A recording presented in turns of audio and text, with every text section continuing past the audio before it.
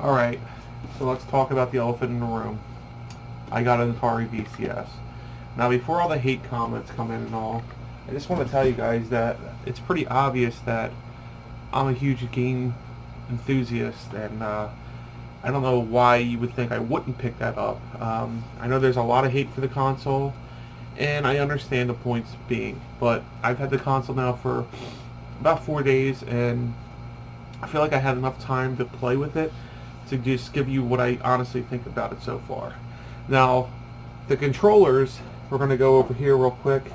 You have a modern controller set up exactly like a Xbox controller, and it feels pretty nice. It's not as heavy as an Xbox controller, but the finish on it is pretty nice, and I really dig the red and black scheme on it. It plays nice for the modern games that I've been using it for, like Missile Command Recharged. That's a pretty good controller for it, because the classic controller, unless it's me, I just can't get it to work properly with it. Now, this controller is the one that I'm really impressed with. It has a built-in spinner, and when you turn it, it lights up all around. It feels so nice, and it's just it has like cushions underneath. It feels incredible to play like the classic Atari games with it. When you buy the system, you get, it's called the Atari Vault. It's Atari Vault 1, and it's like 100 games, and it's actually really cool to be able to play Atari games on 4K TV. It's pretty neat, I gotta say. They have like different filtering options for the display, and I turn off the scan lines because it just, I have a CRT if I want to see that. I want to see it clear and look really cool on my 4K TV. Now let's talk about the games available. There's not many games. And in fact, I believe all the games that are available you can purchase on Steam or other sources. So as far as the game library so far, I believe I only have 3 games. I have the Atari Vault, which came with it.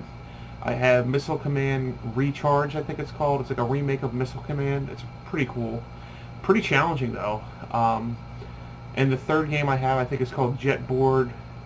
It's like a Jetboard Joust or something. It's kind of like a Defender game. It's pretty cool. I've only had the system, like I said, for 4 days, and there's a couple things I've noticed that I'm not crazy about. Like, when you if you put it in sleep mode, you can hit the Atari button and it'll come back on like a regular console. But what I've noticed is when you power it off, and I did it purposely because I don't want it in sleep mode, when I go to hit the Atari button on either controller, even if the controller is plugged in with the wire, I can't get the console to turn on. Now, I don't know if that's a user error, which it very well could be, or if that's just like a system error, and if so, that's kind of ridiculous that we're in 2021 and you can't turn it on with the controller when you could do it since the PlayStation 3 and Xbox 360. That's a little ridiculous. The game library, like I said, I'm hoping that it gets updated soon. Like, more games are coming out. I know that this week 2 games just released, like a point-and-click adventure games that I don't know if I'll be picking them up or not, but I'm pretty excited for Food Fight, which is coming out in 2022. That should be a pretty cool console or game to play. And I just wanted to tell you guys that yes, there's a lot of hate for the Atari VCS, and I've watched the videos. I'm not blind to it, but I've wanted the system because I'm a huge Atari fan. I mean, I'm sure anybody who watches this channel knows that. And it's pretty cool to play Warlords or Tempest with this type of spinner. It's a really cool concept. Do I think it's a perfect system? No.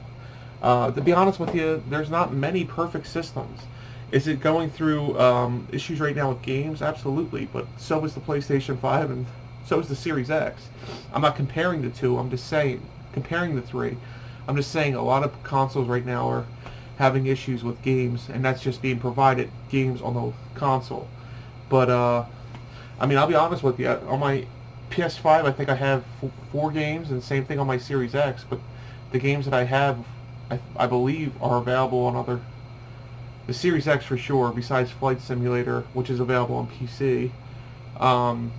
The PS5, Godfall, I believe, is coming to Series X, and that game was built up for whatever. Ratchet and Clank, I believe, is the only PS5 game I have that's exclusive. So yeah, hopefully we're going to see more games for this system released, and if not, hey, I mean, I'm having fun with it. There's a service called Antstream that I'm kind of interested in, but it's like a Netflix of video games, and I mean, I own a lot of games, so you would think, why would I want it? Well, it's the leaderboard situation again.